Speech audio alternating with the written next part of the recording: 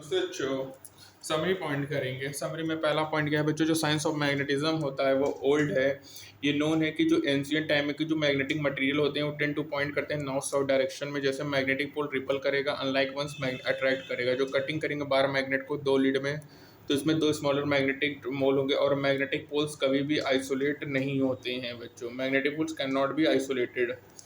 बच्चों जब बार मैग्नेट डाइपोल मोमेंट m है प्लेस्ड यूनिफॉर्म मैग्नेटिक फील्ड में, तो उस कंडीशंस में बच्चों जो फोर्स होता है उसमें जीरो होगा, टॉर्क होगा m cross b, potential minus M B होगा। जो अपन चूज करेंगे जो जीरो ऑफ एनर्जी होगा ओरिएंटेशन का, जब m परपेंडिकुलर टू b होगा।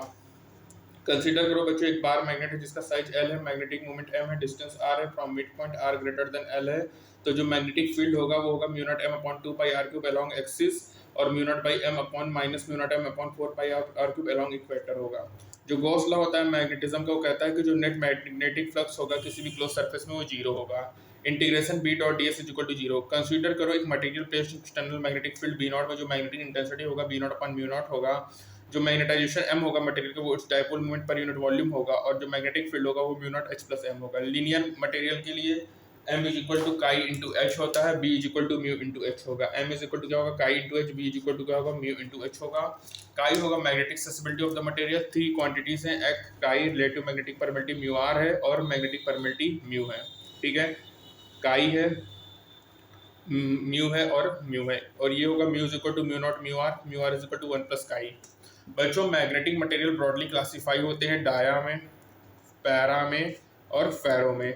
डायमैग्नेटिक मटेरियल के लिए काई नेगेटिव होगा, स्मॉल होगा। पैरामैग्नेटिक के लिए पॉजिटिव होगा और स्मॉल होगा, और फेरो के लिए लार्ज होगा, और करेक्टराइज्ड होगा non linear relation between B और एच। ये प्रॉपर्टी ऑफ हिस्टेरेसिस को शो करेगा। बट जो सब्सटेंस जो कि रूम टेम्परेचर पर रिटेन करेंगे अपने फेरोमैग्नेटिक प्रॉपर्टी को for long period of time, उसको अपन कहते हैं परमानेंट मैग्नेट। ऐसा सब्सटेंस जो कि रूम टेम्परेचर पर रिटेन करेंगे अपने ferromagnetic property of long period of time को, उसको अपन परमानेंट मैग्नेट्स कहेंगे। Permittivity of free space mu naught scalar है, ml2 t-2 a-2 है। मैग्नेटिक फील्ड है b है, t-2 a-1। इसका नाम मैग्नेटिक फील्ड है, मैग्नेटिक इंडक्शन या मैग्नेटिक फ्लक्स डेंसिटी, इसको तीन नाम से जानते हैं। मैग्नेटिक मूवमेंट है l-2 और a है। ठीक है, मैग्नेटिक फ्लक्स का स्केलर है बच्चों ml2 t-2 a-1 होगा।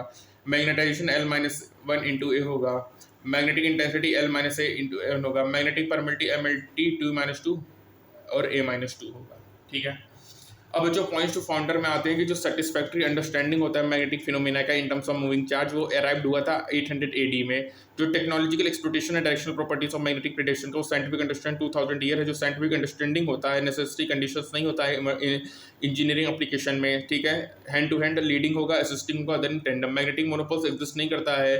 ठीक है, तुम स्मॉलर मैग्नेट पाओगे, isolated positive negative charge exist करते हैं। यहाँ पे स्मॉलेस्ट यूनिट ऑफ चार्ज होता है, जैसे इलेक्ट्रॉनिक चार्ज होगा जिसकी ई 1.6 इंटू 10⁻⁻19 कूलम है। अदर चार्ज का इंटीग्रल मल्टीपल होगा, स्मॉलेस्ट यूनिट चार्ज होगा। अदर वर्सन जो चार्ज होता है वो क्वांटाइज्ड होता है, और अपन को नहीं पता कि क्यों मैग्नेटिक मोनोपोल्स एग्जिस्ट नहीं करते हैं, या इलेक्ट्रिक चार्ज क्वांटाइज्ड होते हैं। एक कॉन्सिक्वेंस है कि जो मैग्नेटिक मोनोपोल्स तो एग्जिस्ट नहीं करते हैं, मतलब मैग्नेटिक फील्ड लाइंस कॉन्टिन्यूस होंगे और क्लोज्ड लूप्स बनाएंगे। क्वांटाइज्ड बात करें तो इलेक्ट्रोस्टैटिक लाइन ऑफ फोर्स थे वो बिगन होते हैं पॉजिटिव चार्ज से और टर्मिनेट होते हैं नेगेटिव चार्ज।